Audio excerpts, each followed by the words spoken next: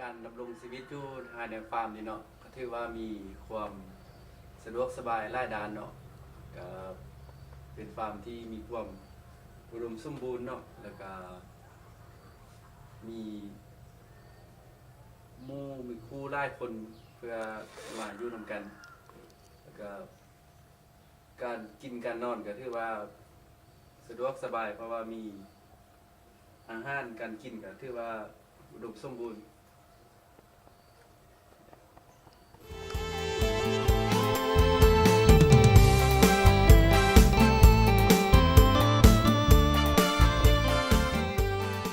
ส่งโครงการนั้นมีฟาร์มนี้เนาะก็เพื่อการส่งเสริมการสิซ่อนกสิกรรมอินทรีย์แล้วก็เพื่อพัฒนาการตลาดเพื่อสร้างฟาร์มให้เป็นฟาร์มตัวแบบในการปลูกฝัง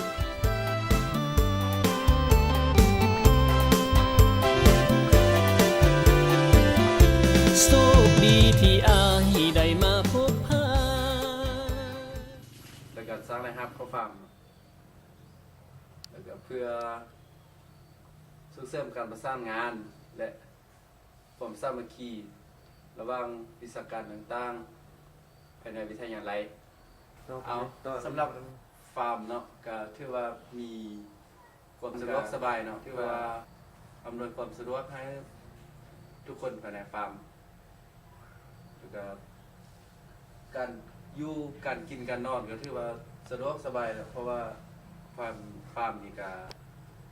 มีอุปกรณ์สนองให้เฮาในการดำรงชีวิตโอเมตาวั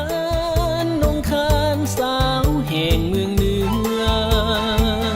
สาวเมืองเสียงเงินเอาสำหรับอันกิจกรรมของอัน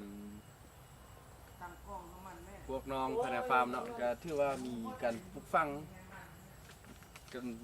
เส้นกาเว้นการปลูกข้าวนี่แล้วก็การเลี้ยงสัตว์ปีกได้แล้วก็การเลี้ยงหมูได้จากการปลูกฝังกิจกรรมการปลูกฝังแล้วเนาะเราก็มีการกิจกรรมการเลี้ยงสัตว์ปีกเนาะนี่ก็จะแม่นกิจกรรมของพวกเราภายในฟาร์มเกินคำเขาเล่าเมื่อได้พบแล้วว่ามีวันเบื่อสาวเมืองเหนืออายเฝ้าไม้ปองได้มาพบน้องสาวงามแดนไกล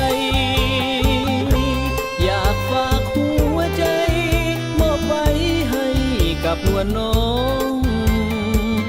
ถึงเพียง1 ปีคนดีอย่าแบ่งเป็น2 3 ปีน้องจงคอยคงให้ไม้ปองน้องนางคนดีสาวเสียงเงิน